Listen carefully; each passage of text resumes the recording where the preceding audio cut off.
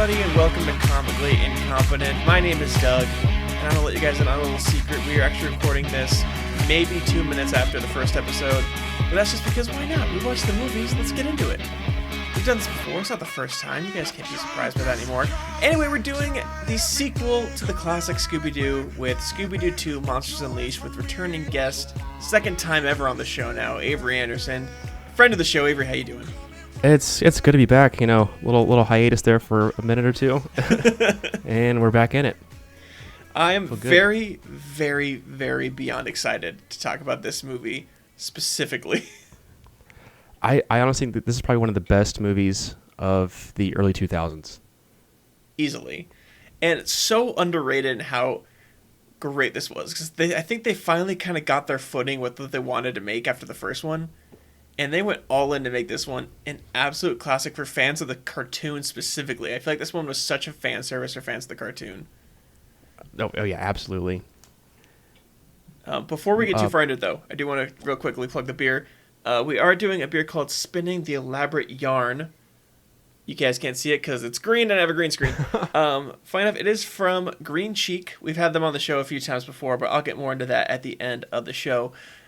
So getting into this classic, we open up on, I think, one of the longest intro scenes, like a 4-minute scene of a pterodactyl flying through alleyways.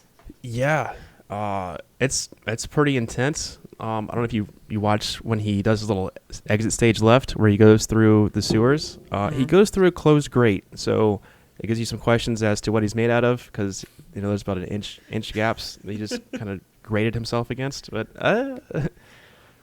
Just suspend your disbelief. This has one, I think, probably one of the greatest openings to a movie, right? So we're at the Coulsonian Museum. A little nice, fun wordplay on the Smithsonian. You got the Coulsonian Museum. And they're debuting the, what's it called? Exhibit on all the unmasked monsters.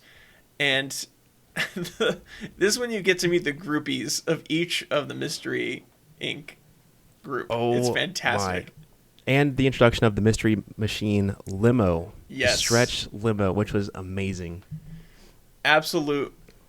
Just like, I wonder who thought, like, let's make a limo. Like, because it could have just been a limo. You could have saved some money in the budget for just a limo. But they went all in and made a Mystery Machine limo. Stretch Mystery Machine limo. Yeah. Classic. So we have all the fan clubs. We'll go through them all real quick. They're all really good individually, right? All beautiful. So, I think the first one's Daphne, right? Daphne's the first one, and she has all these just like middle-aged dudes, a little overweight. They have her face or her body tattooed on their chests. It's like, it's fantastic. Wow, okay, these guys are huge. All right, sick. Yeah, because we actually meet Fred's first. It's like a bunch of teenage girls, obviously all in love with Fred. And then we see Daphne. It's these two twin girls who give her flowers. And so you think, like, oh, that's Daphne's fan group. And then she turns in. It's the two dudes who look like they'd be more in Shaggy's fan club. Yeah. Like, we have you tattooed on our chests. And they open their shirts, and she's just like, oh. Okay. Vilma's fan club's pretty good. Just a bunch of, what do you call them? Like scene girls, almost. Super nerdy scene girls. Yeah. And then what she signs one of her books. Yeah. And I was like, oh my God, I love her so much. And she starts crying. She's like scream crying for like the duration. Like I think Velma like shakes her hand. She immediately starts scream crying for the duration of the time that they're in the scene. Definition of fangirl. And then Shaggy's stoned fan club. Oh my God, it's so funny. There's like a big plume of smoke coming out from behind them. I thought they were going to try and write that out by having like a barbecue or something, but they don't. It's just like smoke. And he's like, and he turns, sees him, he's like, hey! So funny. And then Scooby's fan group. Yeah, the classic dogs, they had the little like subtitle quips, like sign my bowl, like eat my food, sniff my butt, just classic dog stuff. What all dogs are thinking.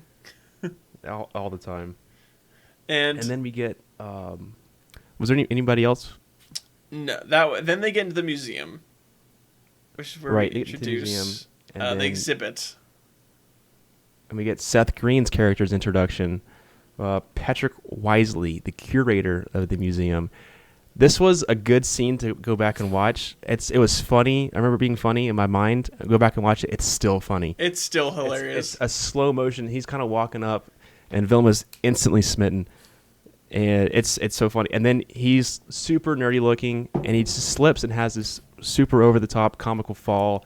His Completely arms over go the flailing, and then people walk over him before he gets back up.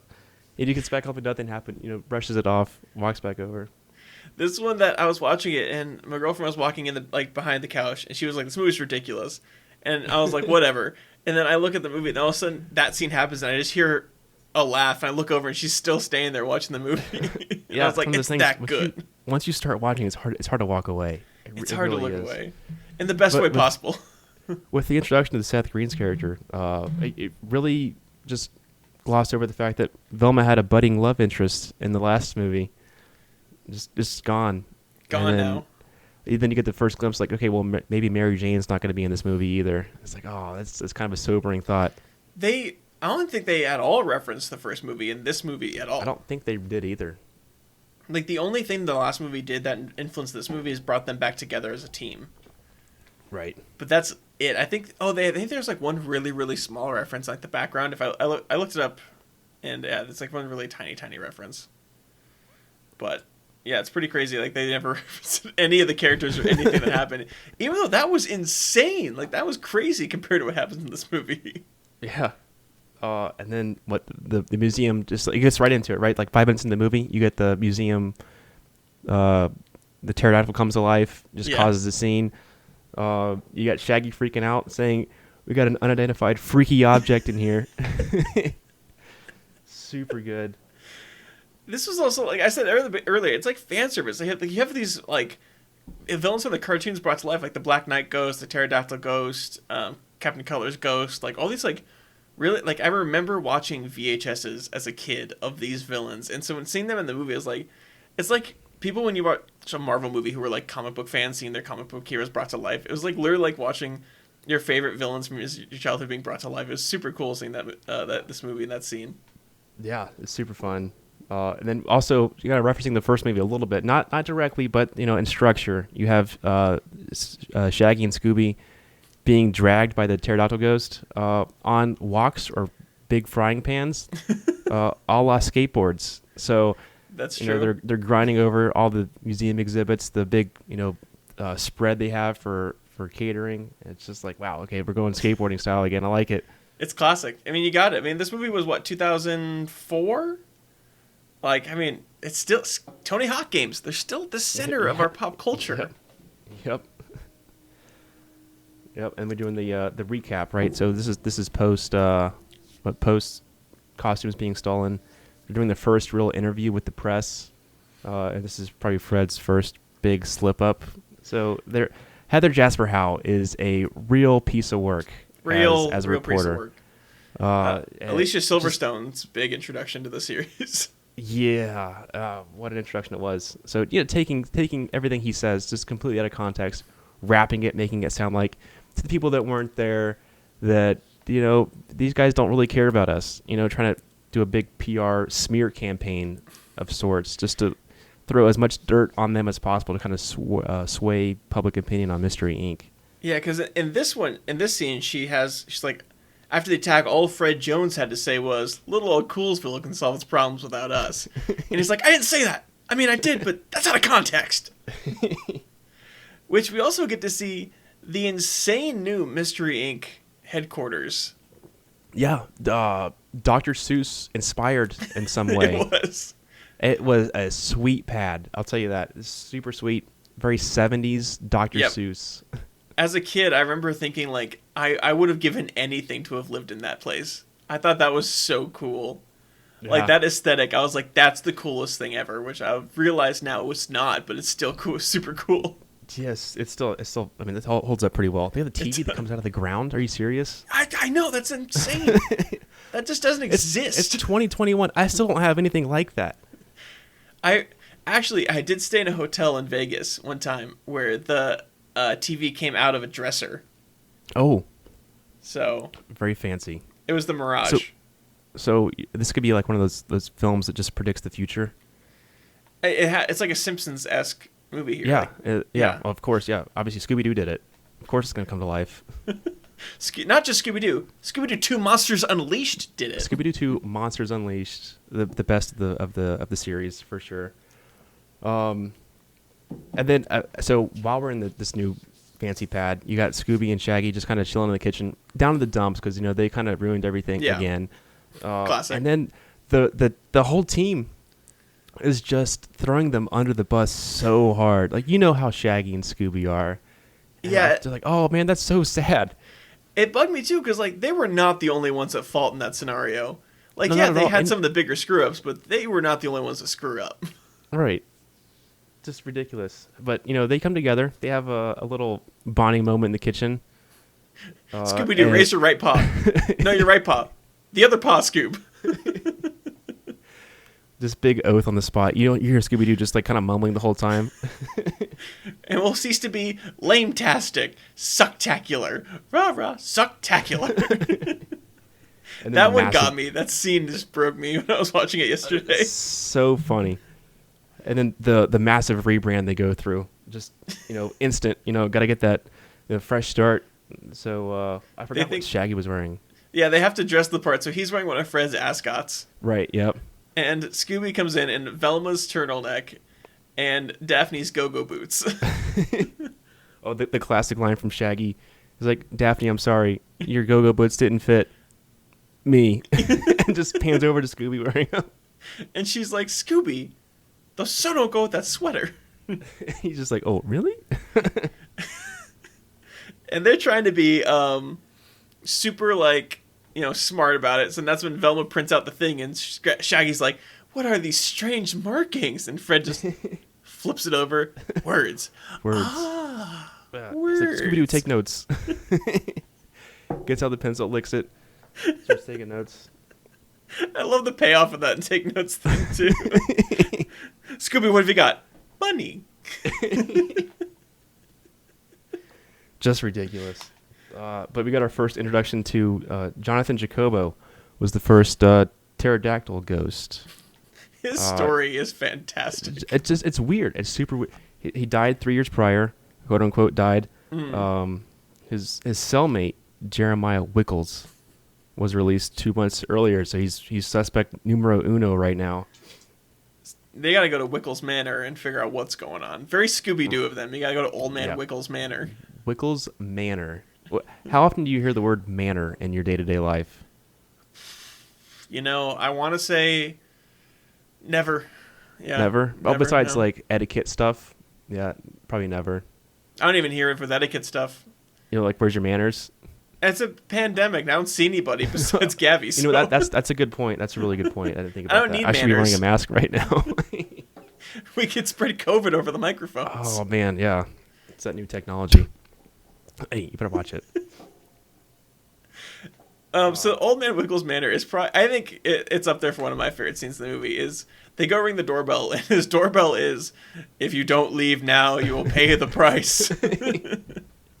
It's such an ominous place, too. They roll up to it, and it's just this over-the-top, super creepy, really massive building, right? And Scooby or Shaggy's already getting creepy vibes. He's like, how come we can never investigate like a Burger King or something? Set a little plug there. That building actually reminded me. I was working on a TV show a while back, and it was at one of these mansions, and next door was another mansion, and we would park cars there because it wasn't used for anything. No one owned it. And I asked what it was originally for, and they used it to shoot porn there, and it looked exactly like Old Man Wiggles' house. Oh no, that's a lot to take in for. It was a lot to take in, but imagine if Old Man Wiggles Manor was made in like 2015. That's exactly what it looked like. Oh, could you imagine if that was the same building? It'd be fantastic. That'd be great. Weird, but fantastic. That'd be a whole different kind of following. A whole different kind of... Never mind, I'm not going to say it. So then Fred rings the doorbell again, and a trap door opens up, and they fall down into the most elaborate, probably most expensive basement that, like, as an adult, I don't know, like, You know how as when you get older you lose the magic and imagination you had as a kid. My first thought seeing that as an adult was, how did he get that approved by the city? Which is so sad. Oh, dude, my first thought is Universal. Where's the ride? Where are we not getting this ride here? I'll pay however much you want me to pay to ride that ride. Yeah, I'll pay entrance to the park. I'll ride it once or twice. Who's to say? I might love it. You might love it. Pretty fun ride, yeah. Yeah, they get to the bottom of this weird, like, in a ball thing, and they realize that they're not the only ones there. And it's a Girl Scout selling cookies. And Mormon guys? Yeah, just two, like, very generic missionaries. Yeah. Have you heard the good word? Yeah, there's cookies. And then they're walking out because Daphne has her little escape moment where she's like MacGyver, right? So they get out, let everybody out. They're walking out the foyer, and Scooby and Shaggy bought a ton of Girl Scout cookies. All of them, probably. Yeah, it's like, thanks for the cookies. And then she's like, yeah, thanks, mister. She's like, 40, 50, 60. So she counted her money out loud. She got like $80 of Girl Scout cookies. That's where do they have the boxes. Cash? That's 16 boxes. Where did they put them? I didn't see them. Oh, they ate them. They ate them on the way out. Yeah, that's true. They probably did. Classic. I would kill for a box of Thin Mints right now. Dude, same. Like dunk my milk a little bit. There you go. Oh, you keep them in the freezer? Yeah, I started doing that recently, actually. Yeah, they're so much better. Much better. Not sponsored by the Girl Scouts of America. So, the next bit is now they're going to explore Old Man Wiggles' manor. And so they split up to look for clues. But Shaggy's the one that instigates this time. He's like, we're going to split up and look for clues. And Fred's upset. He's like, he stole the thing that I say. Yeah, and then so Shaggy and Scooby go to look for clues upstairs. And this is probably one of the best moments of the movie where they're looking for clues individually. Scooby is looking and he's finding things. But they're not clues, right? There's very obvious clues that he's missing. There's a big safe that says top secret. And he picks the boxers on top of him. Ooh, it's like, ooh, clue. It's just things he wants. Like 3 or 4 times that happens. And then he comes in the hallway and sees Shaggy. He's got a whole bunch of just random household items. So he found a bunch of clues. Yeah. Those aren't clues, Scoob. Those are just things you want. And then he starts singing into the toilet brush, Scooby Dooby Doo. And Shaggy's like, it's not a clue just because you can sing into it. It just makes it awesome. And then they sing Exchanging Glances by Frank Sinatra. Or whatever it's called. Great song choice. Scooby Dooby Doo. And then they realize that they actually do have a clue. Stuck to Scooby's toe is the faux ghost tonight. No, not dated. We don't know when tonight was. That could have been like months old, but no, tonight. Yeah, but that's a good classic Scooby Doo quote or clue right there. You know, short, sweet, to the point, moves the plot forward. Exactly. And now they're celebrating their clue, but then it gets interrupted by the ominous laugh of the reanimated Black Knight ghost, who comes and attacks in a very well choreographed fight scene between Daphne, Velma, and Black Knight Ghost. Daphne was just killing it with these karate skills. Just ridiculous, over the top almost. Because Fred pulls a full-on Bilbo Baggins, gets knocked down in the first 3 seconds of the fight. Yep, he brought it. Yep, he brought it. And Daphne needs to go and basically fight this paranormal thing on her own, as Velma's looking for an equation that can help them pinpoint the Black Knight Ghost's weakness. Yeah, classic Velma. Which then, in a classic bit, a hysterically funny bit, it's his balls. And he goes, go ahead. Just goes, ooh, right in the round tables. Falls over. That's amazing.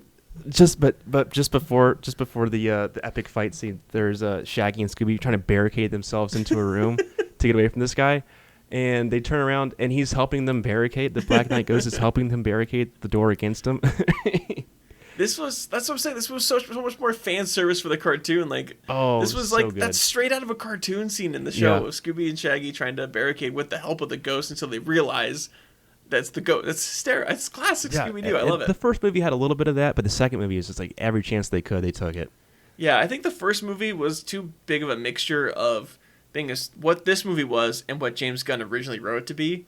which was like a parody of Scooby Doo, whereas this one was like they figured out what they wanted to do. This was a Scooby Doo movie brought to life, and they did such a good job on this one. Yeah, super good. So yeah, they get out of the Old Man Wickles manor, and they go back to their super sweet pad. So Scooby and Shaggy go to investigate their clue they found on their own, and their excuse was fake rabies for Scooby. He's like, oh, Scooby's not feeling so good. I think he's got some rabies. And Scooby's acting is just awful. It's so bad. But I think the faux ghost, getting to that scene, is my favorite scene in this movie. The intro to the faux ghost? Just the faux ghost in general. Anything that takes place inside the faux ghost is, I think, my favorite part of this movie by far. Yep. Classic. Super good. What so their little get-ups, their costumes get in because you can't be seen, right? They're people that put these guys in jail. They probably kill them. Yeah, it's all people that they've unmasked who hang out at this place. So they go in as their amazing alter egos of Shizzy McCreepy and his brother SD McCrawley. Just classic. Scooby's in an absolutely 60s, 70s jumpsuit with a full-on afro wig. Straight out of Goldmember, which came out 2 weeks later, or 2 weeks before, or wait, 2 weeks after the first movie. Classic. They're referencing. Super funny. Yeah, and then they stumble upon Old Man Wickles on the bar. Scooby spits out some nasty looking pickled egg in someone's drink. Just, I'm gonna ignore that. And then it sounds like Old Man Wickles is kind of almost grateful that Mystery Inc.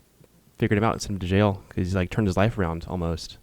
And Shaggy's starting to reveal himself. Take out the fake tooth, take the hat off. It's like, so you're almost grateful, right? It's like, no, if I ever saw those kids, I'd break their bones and watch their eyeballs squeeze out of their their eye sockets. It's just a big, just over the top, gruesome Classic. Explanation. So then Shaggy, he goes and he's gonna go to the bathroom or something. So he tells Scooby, don't do anything that'll draw attention to yourself.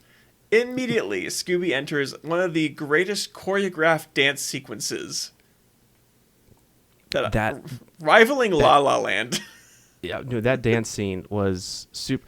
Honestly, though, the human anatomy of Scooby Doo in the dance scenes is a little bit creepy. It's extremely creepy.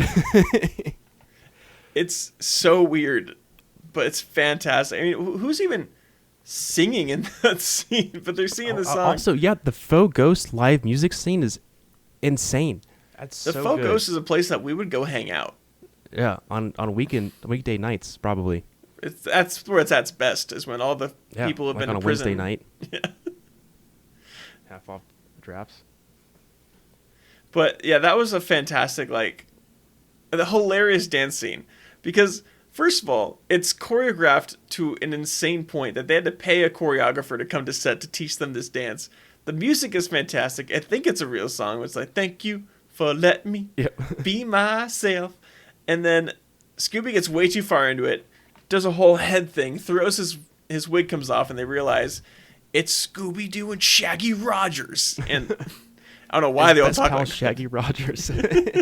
And they get out of there super easy. There's no consequence for them being caught. No, not at all. They just basically jump through a trash chute. Yeah, and that's it. Okay. Yeah, they got out of there pretty good. And then while this is going on, concurrently, you have Daphne and Fred, Vilma, and what's his name? Patrick Wisely. Yep. Going on this little double date where Vilma's super scared of him. It's kind of like a human element to this movie. She can handle ghosts, but she can't handle the fear of real life, dating or interactions, social obligations that go along with it. And so she just pretends to be someone she's not, which is a pretty good message, right? Yeah. You don't want to be someone you're not. But she comes out in this super skin tight orange jumpsuit, and she's looking pretty good. That was definitely I mean, she was awkward as hell, but she looked pretty good. Oh yeah, no, that car ride, you could cut the tension with a knife. Yeah, but the fart noises with her pants made, that's one way to cut the awkward tension. Apparently, I don't know if this is true, but apparently the first time it happened, she ad-libbed. That was my outfit, I swear. And then they wrote in another fart thing because they thought that was so funny that I guess the first time it happened on accident, and so she ad-libbed, and the second time they wrote it in for a fake fart. that's something I think we're missing in today's movies. The inability to write in more fart jokes. There's not enough fart jokes in today's movies. I think people thought they're overdone. They're not overdone. We need more classic fart humor. Yeah, we do, really. Just highbrow stuff. We're missing some highbrow, fart jokes. We're missing the pinnacle of comedy right here. What are people doing with this?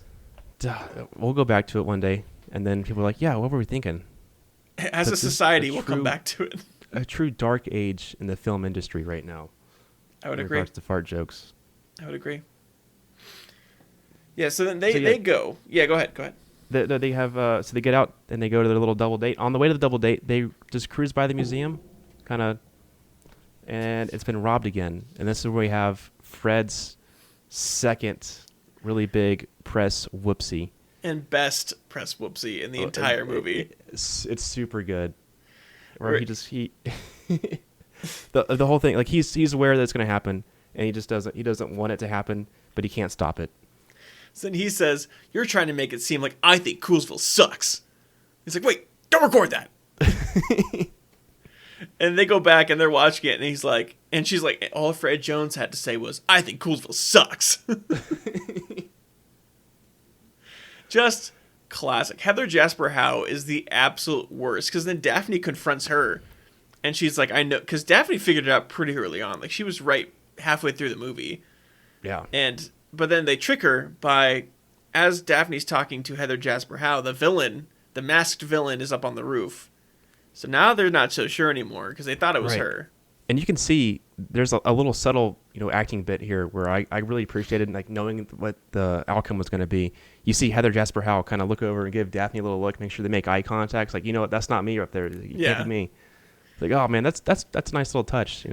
That's a subtle nuance that really helps, build upon like the mystery of who is this guy. Exactly.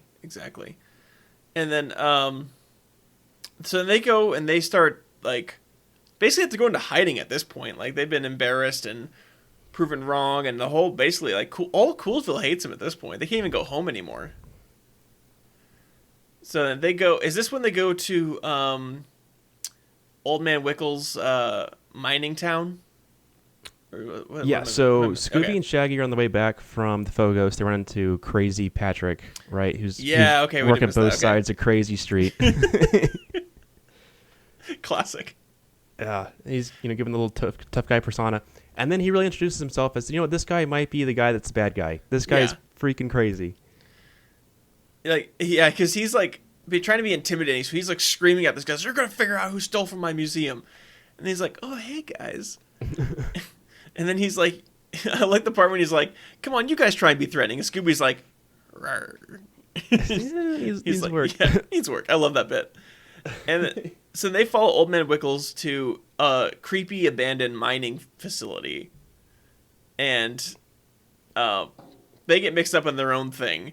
But at the same time, Fred, Daphne, and Velma have figured out the mining thing as well because of the glowing green, what was it called? Randomonium. Yeah, Randomonium. Good, which was classic. a better name than Avatar's Unobtainium. Marginally. It was. Yeah, they're both horrible. But when the fact that we can make a comparison between James Cameron's Avatar and Scooby Doo 2 Monsters Unleashed. Yeah. And not in the way you think either. Not in the way you think or the way you want.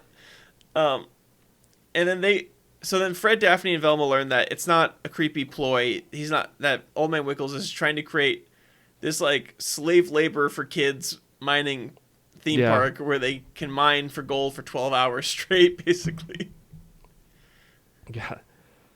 Yeah, I'm going to back up just a little bit. There's a quip here from Shaggy, but right before they start following. So they see Old Man Wickles walk out of the place he was in. Before they follow him, he tells Patrick, he says, "Look, I'd love to stay here all night, and something tells me that you would, but we got to make like a personality and split." That just shows how great Matthew Lillard was at that. I love that line. He's like, so and something good. tells me you would. We got to go. And then they end up following Old Man Wickles to his place, and they're in bushes, right? And it's pretty funny. They have these tin cans with string between them to communicate back and forth. and Scooby's just holding it and like eating out of the can, and they're kind of communicating a little bit. And Scooby says, "Okay," like really loudly, and then they pull on the string, the bushes fall over on each other. Old Man Wiggles turns around, and is like, "Oh, those darn bushes are yapping at me again." Like the fact that happens all the time, that these bushes are screaming at him. It's fantastic. It's a fantastic piece. And then I think comes in one of my favorite parts is Scooby and Shaggy go in to investigate, and they come across a secret lab. And Scooby starts drinking the potions. And I think it turns him into a monster. So then Shaggy goes and he makes them both drink one. It turns Shaggy into a woman. And Scooby into, I don't even remember what, because of Shaggy. He turned into the Tasmanian devil. That's what it was. He was a Tasmanian devil. And then they drink another one, and that turns Shaggy into a dumb bodybuilder, and Scooby into this absolute genius. And I love the scene when Shaggy's like, "I'm buff. Look at my pecs, little man." And then Scooby tries to make because he misses the days when he would be a stupid dog, and he tries to make a potion of turning back. And then Shaggy's like, "No way, man. I'm gonna stay like this forever," and throws the potion. It's so stupid. I love it. It blows up. And then he says, "Go boom." Go boom. And then Scooby turns it back to normal. Yeah, we got Fred, Daphne, and Velma walking up to Old Man Wiggles' mining town operation too, kind of the same time. And you got Velma coming off a disaster date, and you got Daphne coming off of Heather Jasper Howell just ripping her a new one. Absolutely tearing her apart. Tearing her apart. So you got two pretty emotionally distraught women, and Fred's just kind of there, and they're both kind of dealing with their own emotional traumas they just went through. And and she says, "Fred, something to the effect of, Fred, am I just a pretty face?" Yeah. And he says, "No. Yes." Not fat. Definitely not fat. Is that what you're looking for? Just no idea how to handle it. And she's like, "Why would you use the word fat? Why would you even say that?" That's pretty funny. This movie has a lot of classic lines that I feel like I'm going to accidentally jump over. So yeah, you got to remind me of these ones because these are some hilarious bits that I absolutely love. Yeah. And so probably my favorite line from Shaggy the whole movie is, so Fred, Daphne, and Velma come downstairs. They just had the explosion where they're, Shaggy's still kind of buff, and Scooby's still the Einstein knockoff. So they drink it and they go back to normal. And Shaggy said, "That was weird. That was almost exactly like my freshman year of college." See, that's what we need. I need a movie that showcases what the hell happened Shaggy's freshman year of college. Yeah, we can throw that in the Melvin Dew movie. No, Melvin Dew gets his own movie. We can't throw that in. I want it's like a flashback scene of Shaggy's freshman year. I'd be content with that. Let's make the SDCU, the Scooby Doo Cinematic Universe, and we'll do Melvin Dew. We'll do Shaggy in his freshman year. We need more Matthew Lillard, as much Matthew Lillard as we can get. Yeah, I think he's a little past his prime now, unfortunately. We can have like Grandpa Shaggy. He could do it. Don't even say that. He's not. Matthew Lillard, he's always in his prime. Remember Without a Paddle? That was the same time. I was going to say that's the exact same time as this movie. Maybe the same year. I think it might. With Seth Green, nonetheless. Exactly. Without a Paddle's a weird movie, man. I honestly enjoyed it in my mind. I haven't seen it recently, but it's one of those I don't know if I should watch it again. I don't know if I like it as much. It lives good up here. Yeah, so then they go in, and that's when they find the Monster Hive, which has all the suits that were stolen hooked into this machine. And Shaggy and Scooby, in classic fashion, decide that they're going to play music on this weird panel they found, which then creates all the monsters that weren't made yet, like Captain Cutler's Ghost, Miner 49er, and I don't even know what that other one was, the one that throws up on people. Oh, the tar monster? Whatever. No, not the tar monster, the other green dude who is all hunched over. It's just some zombie. I think he's from one of the pilot posters from the cartoon series. Oh, okay. Yeah. The fact that they just accidentally made all the rest of the monsters as everyone else is trying to figure out, how do we stop them from making more? They make the rest of them. Yeah, just go ahead and DJ Shaggy and Scooby making music. Just make all the monsters. We're the greatest detectives. That's the song they're singing as they're just being absolutely horrible detectives.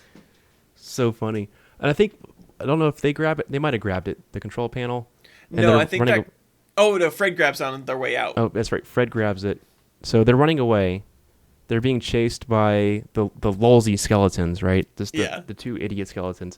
And Shaggy's freaking out. So Scooby punches him in the face. He's like, "Oh, thanks, I needed that." Punches him again. He's like, "Oh, thanks, I needed that too." Punches him a third time. He gets all devilish. Like, "You're pushing your luck, Scoob." I love that scene. And then this forces them to go on the run now, right? Because now all the monsters are chasing him. The city hates him. So then they go back to their old clubhouse. That's this scene, right? That's the next bit. Yeah. Well, they escape from the skeletons and skate scene number 3, where they go down the mountain with the trash. Yeah, that was a pretty good. That's a pretty good scene too. And they just kind of fall haphazardly into the mystery machine at the very bottom, which is a little bit suspect. But I like suspension of disbelief. Yeah. Oh, then comes my favorite Shaggy line. So now they're in the mystery machine. They're being chased by the pterodactyl ghost, and Shaggy says, "This is tied with the most freaky day of my life." And then Velma's like, "Tied with what?" He goes, "Every other freaking day of my life." So good. I love that line. That one is one that I laughed to as a kid, but now as an adult, I think is absolutely hysterical. For some reason, I find it funnier now. I love it. It's so funny. And then you get little like a side scene of this massive like floating ship going through traffic in some downtown city. Yeah. Coolsville, I suppose. And people are watching this. Like, they're seeing actual ghosts. Like, these aren't just like people in masks or costumes. This is actual ghosts. And I don't know, you got some angry traffic guy. And people are getting stuck in traffic, like literally stuck in traffic because the tar monster's coming. Yeah. And he's like sticking people to the road. And poor guy in traffic has his mouth like covered in tar. It's like, okay, well, that guy's probably going to die. Yeah, like he would die. I think the funny thing too about that scene is the way they choreographed the people, because like obviously they shot a city street or like like on a back lot or something, and the ship is barely even rounded the corner, and that entire street of people is bailing out of all their buildings at the same time, all their cars, everyone just bails at the exact same time. The ship is barely even turned the corner. It's just it's so funny. They tell the town, it's like, go tell Mystery Inc. to turn themselves in, and the whole town is just full of snitches. Like, yep, sure, yep, they got to go. Yeah, they all go to the headquarters and they're like freaking, like screaming, like turn yourselves in. And then this one reporter decides he's gonna interview one of the monsters, and the monster throws up on him. Yeah.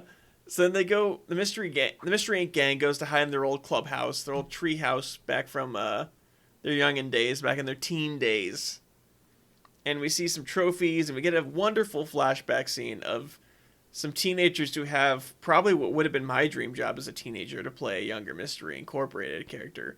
But none of them look like me, so I don't... Let's just stop here for a second. So I would love the actors that played the flashback scene, for Shaggy, you have Casey Beto, who was in later Grey's Anatomy and Psych. So this really got him off the ground. I don't know. I think it was a minor character. I've seen every episode of Psych a million times. You've definitely seen this guy before. Then I've seen him for sure. Yeah, so that's pretty fun. What's his name? Casey, Cascy, Beto. That's a weird way to spell it. Yeah, it's really weird. So we oh my god, I know exactly who this is. That's weird. Okay, sorry. Weird? I had to go off that. All right, so we got some other pretty big players here. Young Daphne, played by Emily Tennant, who was in iRobot and Riverdale. Two decently large titles there. Young Fred, played by Ryan Verba.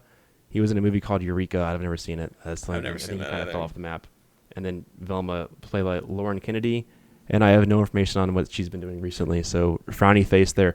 But 2 decent careers launched from Scooby Doo 2, Monsters Unleashed. That is impressive, because honestly, watching that scene, I thought, wow, poor kids never got a chance. But they did. 2 of them went on to do some pretty good stuff. 2 out of 4 is not bad. That's a pretty good hit rate, especially in that industry, man. It's a tough one. That's insane. That's hilarious that he was in a Psych episode that I can remember him from.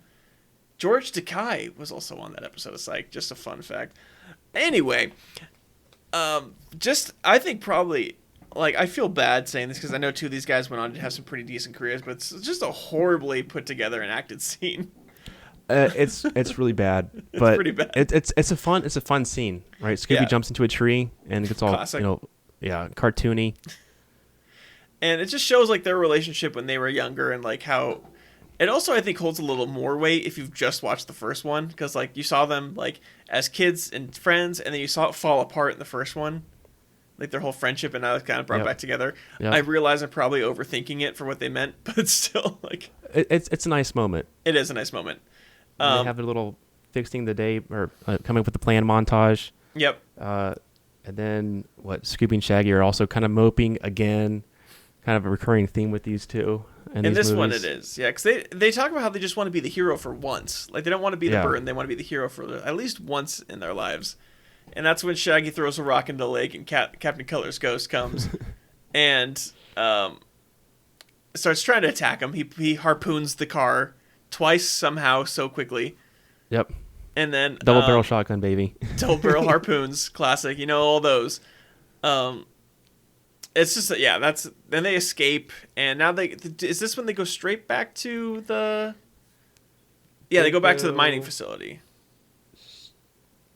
Yeah, straight back to the mining facility. On the way though, they get chased by a pterodactyl, the real pterodactyl ghost. Which, by the way, we skipped over the real pterodactyl scale quote, My which is another favorite. just a clean line from that movie. Velma goes, "Oh, real pterodactyl scale."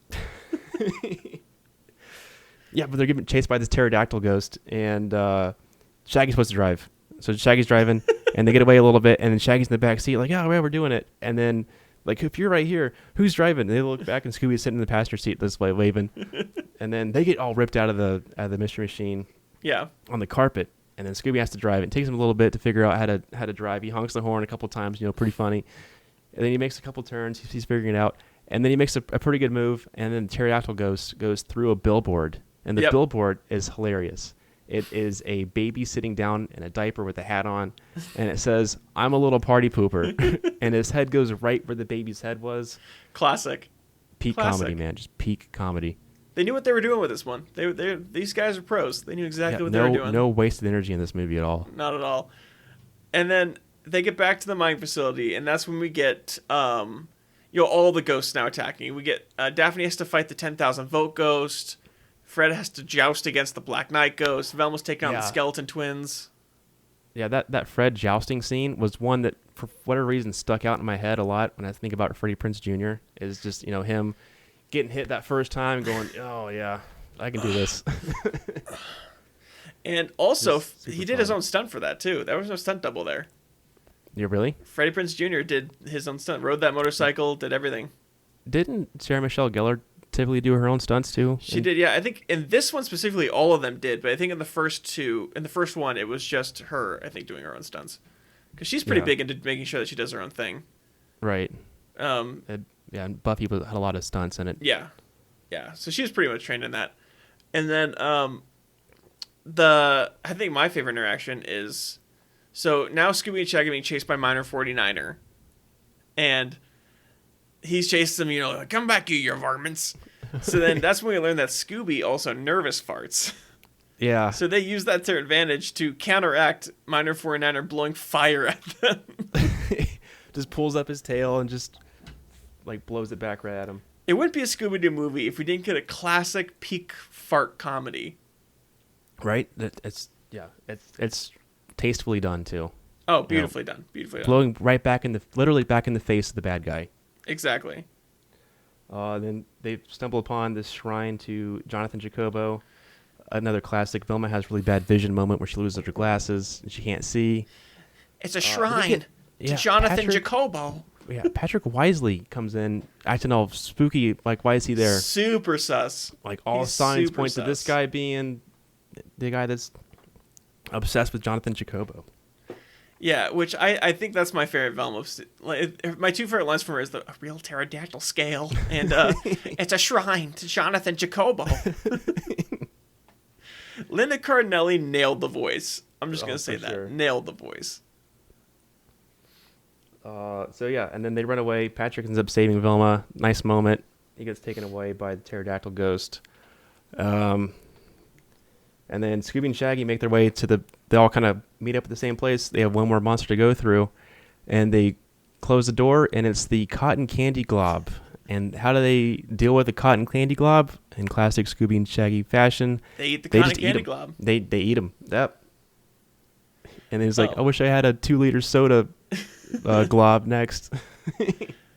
While you were talking, I happened to glance over to the Wikipedia page that I have open for this movie, and there is a woman credited as, I quote, Shaggy Chick, the woman who was the body of Shaggy.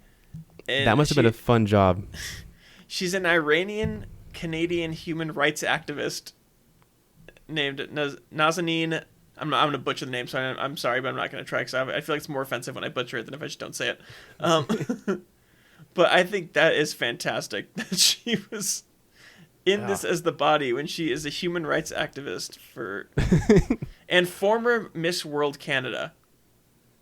Well, I can totally understand. That's fantastic. Sorry, I choice. know that was random, but I just saw it. No, and I was like, that's there's good. no way. Dude, and the scene where when they stitch together Shaggy's head on her body.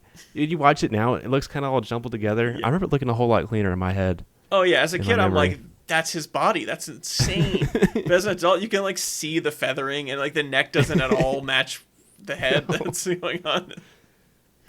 They did their best for what they could, all right? It was 2004. I think it looks okay. And for a budget of only like what, 25 million? I see two numbers. I see 25 or 80, and Yeah. that's a pretty big range and two very specific numbers. I'm guessing it's probably 80. 25 seems wicked low. 25 or 80 is such a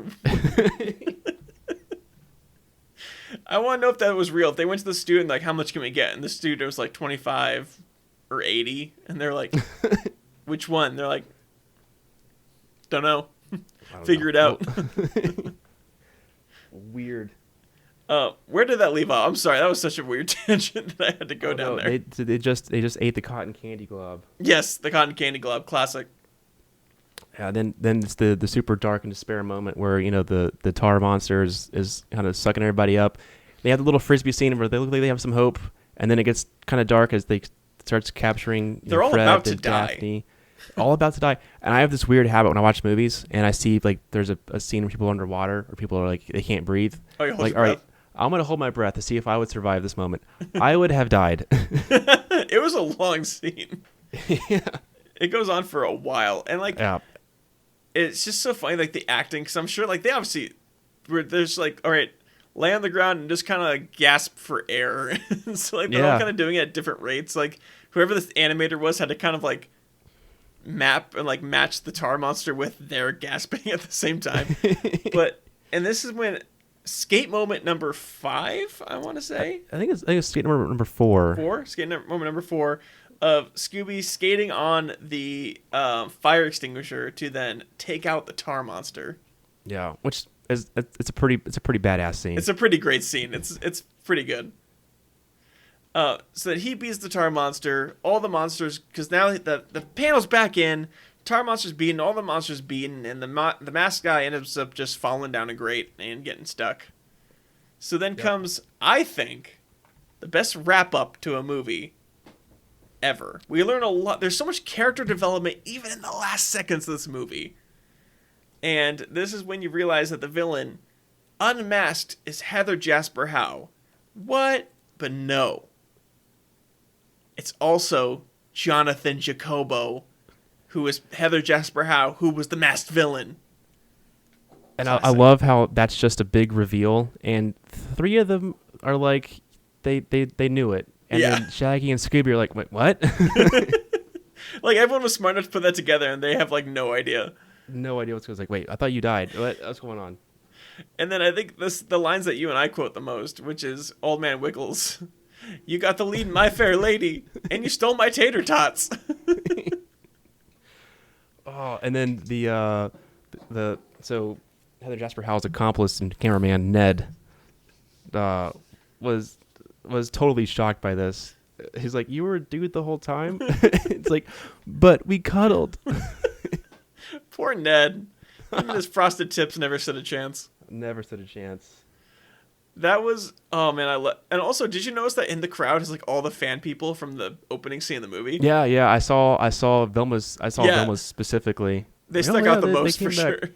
What is going on? Where did they come from? Why are they here? Yeah, like they only unmasked him like not that long ago. Like, how did everyone get the memo and drive out to the mining area? Right, that's like it just happened like 30 Yeah. seconds ago. And then just the wrap up song at the end, sung by American Eagle runner up season 2, or not American Idol season 2 runner up Ruben Studdard. So good. Classic. He sings Earth, Wind, and Fire's song. I'm blanking on the name of the song right now. Shining Star. Yep. And Earth, then Wind, and everybody's Fire dancing. You got some fun dancing scenes. Everybody's dancing individually. Even the bad guys have a fun little scene. You got Jonathan Jacobo in his little prison outfit dancing on the ledge of Alcatraz or whatever that was. My favorite is if you look at Peter Boyle, who plays Old Man Wiggles, it's so funny 'cause the fact that, like, at the time of shooting this, which was a long time ago, he was pretty old. And so he can't keep up with, like, the spinning and dancing they're doing, but he's supposed to be in the group. So you just kind of see him off in the corner, just not at all doing the dance moves. Oh, no, I didn't even see that. It's man, he's off to the left side of the screen, not at all participating, but trying his best to do what they're doing. Yeah. Yeah, and then, which my whole thing was like, the Faux Ghost, last time we see them, they hate them. They're going to kill Shaggy and Scooby for just being in the building. And now they're all super cool with each other and dancing together. Yep. And you got Heather Jasper Howell dancing too. So Jonathan Jacobo's in there twice dancing. Little double dipping for the bad guy there. Yeah, exactly. I mean, Alicia Silverstone was supposed to be, it's just a classic ending scene. It's a beautiful ending scene to wrap up our story. And this one is just so good. I love this movie so much. I gotta say. It is so good. I was actually disheartened a little bit when I read so this thing generally had negative reviews. Yeah, unfortunately. And the poor reception resulted in the third film that was written by James Gunn being canceled. So there is a third script out there somewhere, and we'll never know what was in it. I want so badly to. I wish that I knew James Gunn in real life so that I could just be like, what was it? Just tell me, what was the plan? Can I just read it? I'm just read it. I'll get it back to you. I'll read it right here. I'll sit down. And I'm sure that people have asked him. I'm sure it's been done to death if people ask, because people do love, even though it got bad reception, people love this movie. It's like, it's just critics didn't like it. Because again, I think this movie was perfect. It set out to do what it was trying to do beautifully. And just, critics suck, basically. Yeah. But yeah, I want to know what this third one would have been. What in your mind, Avery, what is your dream Scooby-Doo 3 live action film? Scooby-Doo 3, I would really like to see a live action of the animated film Scooby-Doo and the Cyber Chase. Classic. I feel like that would have been a really fun one to go through, but it probably would have overlapped the market for the second Wreck-It Ralph movie, hitting that nostalgia button a couple times. Yeah. See, I would have liked to have seen, my favorite animated one was Scooby-Doo and Zombie Island. Yeah. I would have liked to have seen that one, even though as a kid that scared the shit out of me. I would have loved to have seen a live action, kind of like a zombie version of that movie. That would have been awesome. There's so much they could have done. There's so much material based on Scooby-Doo. But I think, the Cyber Chase would have been great. I mean, that was a fantastic animated movie. Yeah, and as it turns out, this one was a pretty good one to end the series on. It was a pretty good moment, and they hit a lot of the previous, off-screen ghosts that they've done in the past in the cartoon series. Yeah. Before we go into the beer, though, is there anything else you wanted to cover? Anything else in your notes that you got to get out? I think Seth Green did a really good job here. I think him and Matthew Lillard were the two stars of the show. Yeah, definitely. I would like to touch on Freddie Prinze Jr. and Sarah Michelle Gellar getting married after meeting on this project. It's pretty cool. This movie created romantic love. How can you can't overlook that? And it's a wholesome celebrity marriage. You don't get those very often. If ever. I mean, even the ones you think end up breaking up. Like, but this. Yeah. I think they're still together, right? I hope we don't say this and they're not together. No, they're still together. They're still together. I watched a Facebook video about it a little while ago. They're still. Good. Dude, he's looking pretty old now. Yeah, I mean, how old was he in this movie came out? Like, and this is almost 20 years ago. Like. Yeah, he's 45 now. I don't think I've really seen. He was also in a Psych episode, may I say? Was he? Yeah, season 5. So, pretty cool there. Yeah. All right, anything else you got before we move on to the beer? Nope. I think that's a good bow to tie this one off on. Nice wholesome note. Beautiful. All right, I'm gonna jump into the beer real quick. This is a beer from Green Cheek Beer Company. We've had them on the show before. Fantastic brewery. Some of my favorite beers in all of Orange County, California. This is called Spinning the Elaborate Yarn, which I thought worked because, this whole plan that Heather Jasper Howe / Jonathan Jacoba had, they're just spinning this elaborate yarn themselves. This is a West Coast IPA with Strata and Amarillo hops. It is 7% alcohol by volume, and it is absolutely fantastic. I'd highly recommend it. Green Cheek, they have 2 locations, one in the city of Orange in Orange County, and one in Costa Mesa that just opened up about a year ago, right before the pandemic hit. Definitely check them out. They are one of the best breweries, in my opinion, and for me, like the state of California. They are fantastic. So check them out and support them, and just support your local breweries, no matter where you're at. So, yeah, I think that about wraps up our Scooby Doo 2 Monsters Unleashed and our episodes for the month of April. Yeah, this was a blast. I'm glad you came on. Would you come back on the show? Oh, absolutely. You just got to find the right title. I think you, me, and Chris got to do some Austin Powers movies at some point. Oh, I am so down for that.